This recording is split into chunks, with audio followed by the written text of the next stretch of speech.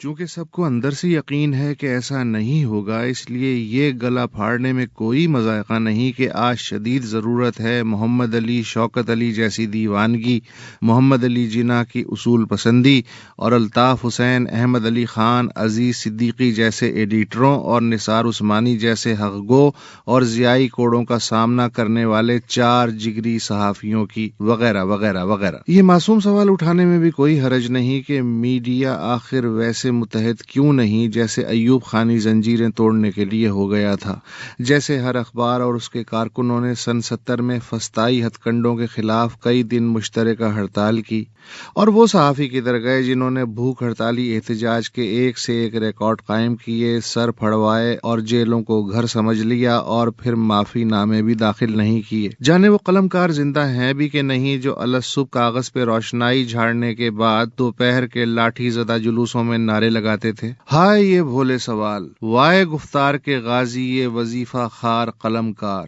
Channel پٹی پر زندہ آج کے سیاست کار، اور کالے گوگلز پہنے اجلی اجلی پیاری پیاری سی سول سوسائٹی، اف یہ نامعلوم قاتلوں کی اصطلاح کے موجد، ریٹنگ کی ہڈیاں بھنبوڑنے والے اشتہاری شکاری کہ جو کنسٹرکشن و پراپرٹی بزنس، سونے و سگریٹ و اسکولی و اسپتالی کاروبار، بسکٹ سازی و بیکری گیری، اسٹاک ایکسچینج کی دلالی اور کاغذی و الیکٹرانی میڈیا کو ایک ہی لالچی لاٹھی سے ہانکنے، دیکھنے اور جینے کے عادی، اور ہر ہم پیشہ حریف کاروباری کو اپنے ہی کسی خیالی خصم کی سوگن جانتے ہیں،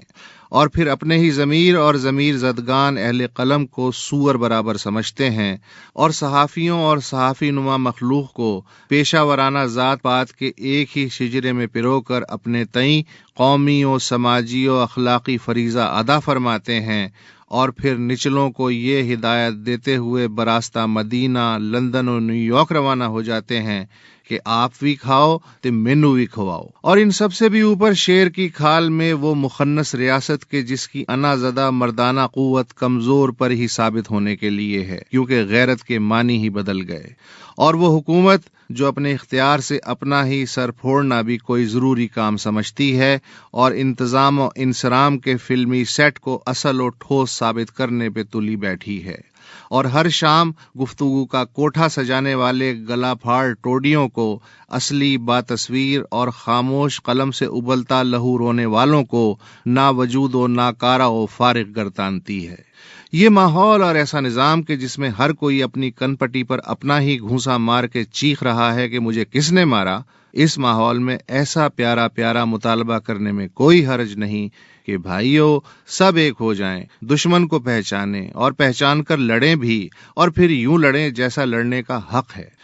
تو کیا ان میں سے کسی نے بھی وائلڈ لائف کی وہ فلم کبھی نہیں دیکھی جس میں کوئی خونخوار شیرنی، کوئی بدحیت مگرمچھ، نوکیلے دانتوں والے مکروہ 4-6 لگڑ بگوں یا خون آشاب جنگلی کتوں کا کوئی طائفہ ہزاروں جنگلی بھینسوں کے ریوڑ کے ارد گرد گھومتا رہتا ہے، اور سب سے کمزور بھینسے کو نہایت مکاری سے ڈرا بھگا کے ہزاروں کے غول سے الگ کر لیتا ہے، اور پھر اس کی گردن دانتوں میں دبا کر بھاگ نکلتا ہے، اور کچھ ہی فاصلے پر دیدہ دلیری سے خون سے لتھڑی اپنی زبان اپنے ہی نتنوں پہ پھیرتا ہوا بغیر ڈکار لیے ایک طرف کو چل پڑتا ہے، اور ہزاروں جنگلی بھینسوں کا ساکت ریوڑ بیچارگی سے سارا منظر دیکھتا ہے، اور خوف کے سبب گردنیں پلٹائے بغیر آگے بڑھ جاتا ہے،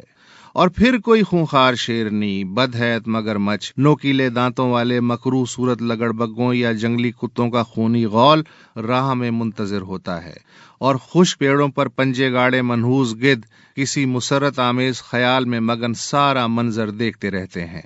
تو کیا ہزاروں جنگلی بھینسوں کے غول میں اتنی سمجھ بھی نہیں ہوتی کہ وہ شکاری درندے کی طرف دوڑ پڑیں اور اسے اپنے کھروں سے کچلتے ہوئے گزر جائیں؟ یقیناً اتنی سمجھ ہوتی ہے، مگر ایکا نہیں ہوتا۔ بھینسا ایک ہو کہ 1,00,000، اس کا دماغ ایک کے لیے پروگرامڈ ہی نہیں، لیکن جب جب جبلی خوف کے دباؤ میں یہ بھینسے بے ساختہ مزاحمت کر بیٹھتے ہیں تو شکاری درندے اسی فلم میں دم دبا کر بھاگتے ہوئے بھی نظر آتے ہیں۔ مگر انسان تو بھینسا نہیں ہے، تو کیا نفاق زدہ انسانوں میں جبلی خوف کے تحت عارضی ایکا ہو سکتا ہے؟ سنا ہے پہلے کبھی ہو جاتا تھا، مگر نئے دماغوں میں شاید کمپنی کی طرف سے یہ پروگرام ہی فٹ نہیں ہے۔ اس کی جگہ قصائی کے آہنی دڑبے میں بند مرغیوں کا دماغی سافٹ ویئر نصب کر دیا گیا ہے، یعنی ذبح ہونے سے پہلے پھڑپھڑاؤ تاکہ شانت ہو جاؤ۔